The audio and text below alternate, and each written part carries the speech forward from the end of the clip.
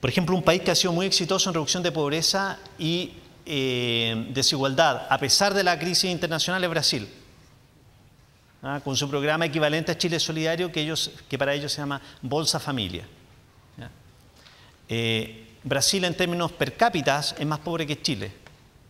Las transferencias que da Bolsa Familia son el doble de las que da Chile Solidario.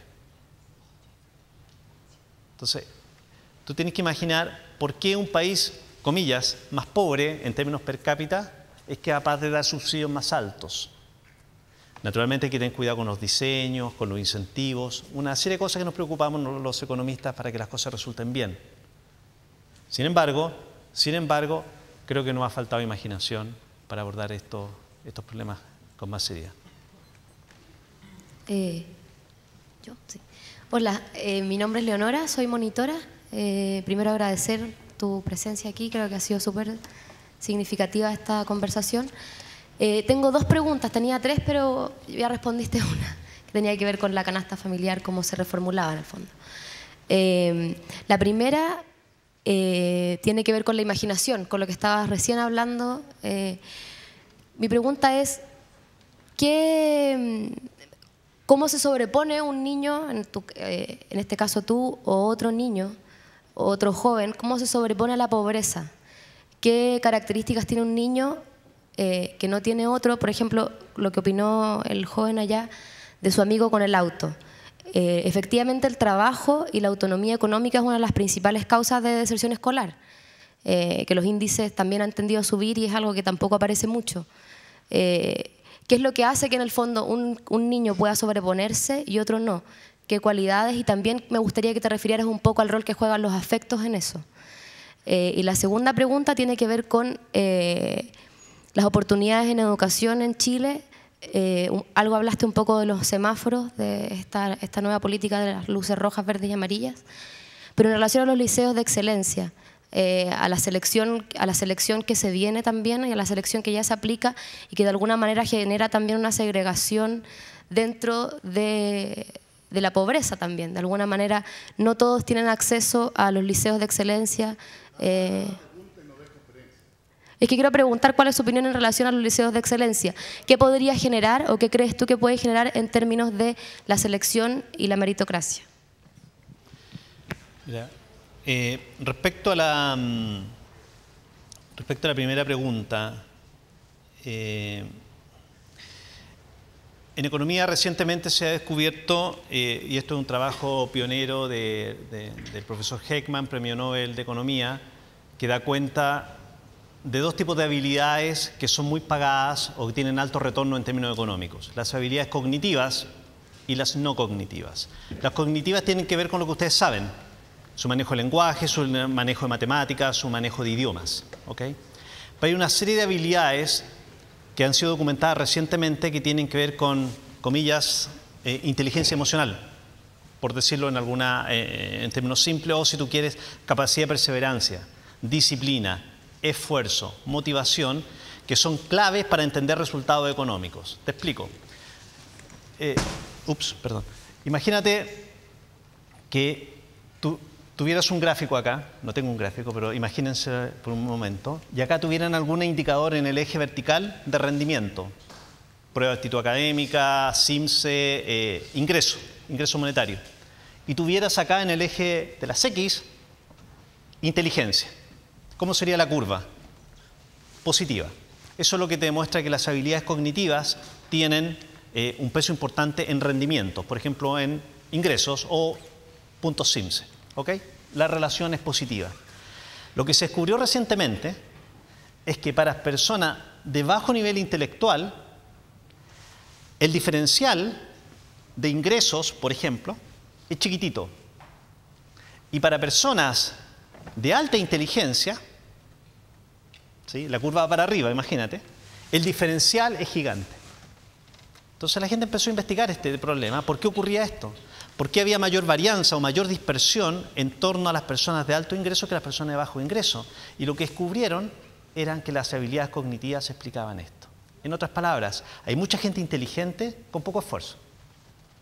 Hay mucha gente inteligente con poca disciplina. Yo tuve en la universidad compañeros brillantes, El tema es que tú puedes sustituir a veces inteligencia por disciplina, o a veces cuando se combinan ambos, inteligencia más disciplina, esfuerzo, motivación, los resultados son realmente importantes. Por lo tanto, son ambos factores los que explican que una persona, por ejemplo, tenga mayor grado de éxito que otra. Y respecto a la segunda pregunta, semáforos políticos vocacionales en general, creo que en nuestro país hemos pecado de muchas soluciones en el margen, como decimos los economistas. Te pongo un contexto, un ejemplo de contexto. Imagínense que tienen un niño, o un curso, o un colegio en una población vulnerable, donde hay narcotráfico, el desempleo de los jóvenes es alrededor del 30%, el desempleo de los adultos es alrededor del 10%. Describe la mitad de las poblaciones en Chile. ¿Okay? Ok, eso es. Y tú dices, mira, aquí hay un problema educacional, estos colegios tienen bajo rendimiento, ¿ya? Entonces, para resolver el problema, se me ocurrió poner semáforos. Entonces, con los semáforos voy a indicarle a las familias qué colegios son buenos y qué colegios son malos. Eso no genera información. Eso es una información malentendida. Porque lo único que vas a lograr con esa medida es sacar una fotografía del nivel socioeconómico de los barrios. Distinto hubiera sido si es que la foto hubiera sido por el cambio de los colegios que van ganando respecto a los colegios que van bajando. Ahí tú le das una oportunidad a esa familia, ahí le estás generando información.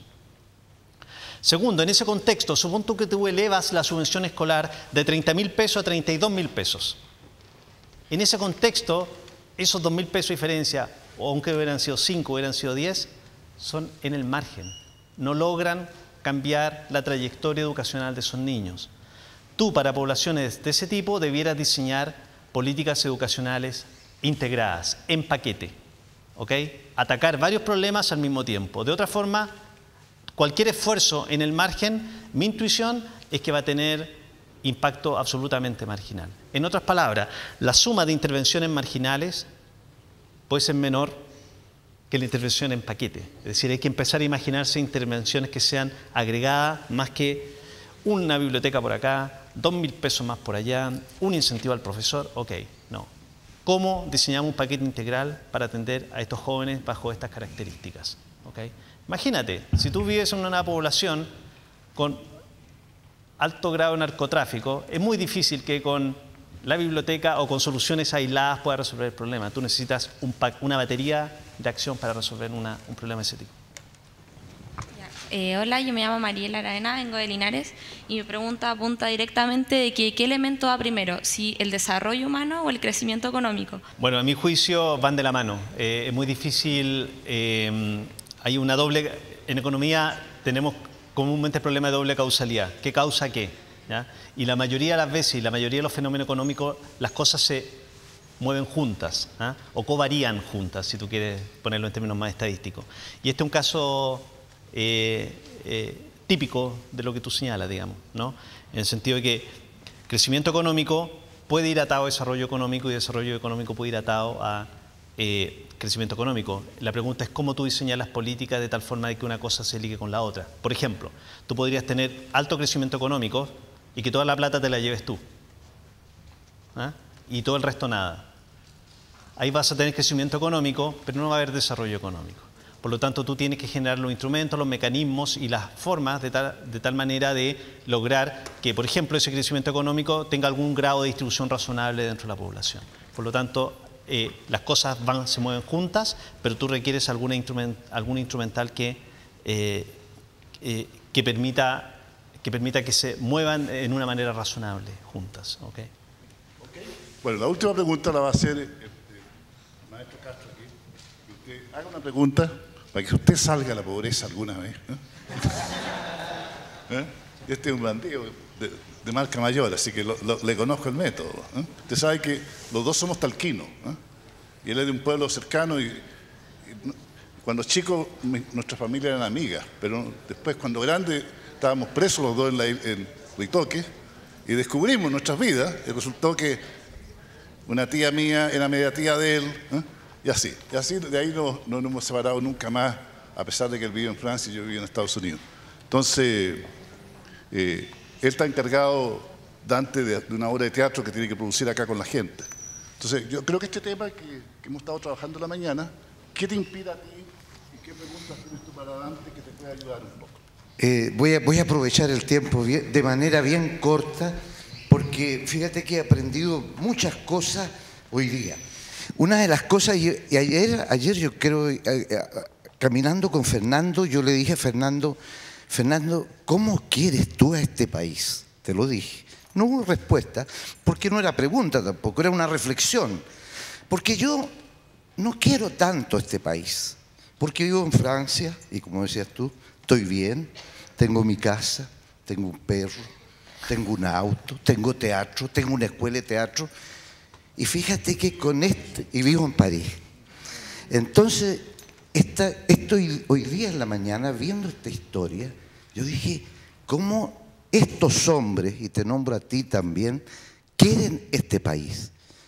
Y fíjate que empecé a reencantarme con mi país, porque los vi a todos ustedes interesados en lo que dicen. Y yo voy a volver, es lo único que puedo decir. Gracias.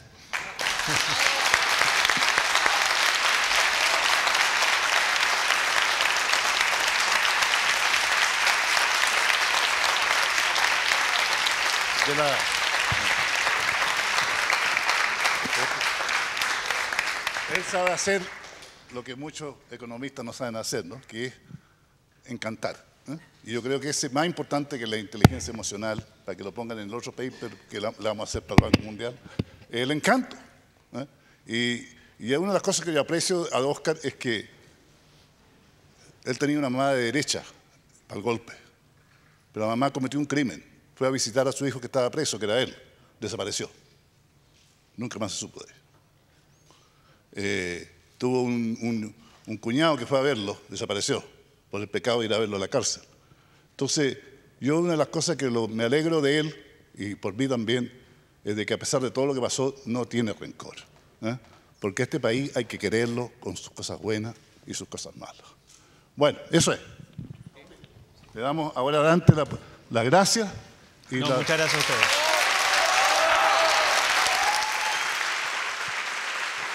Y que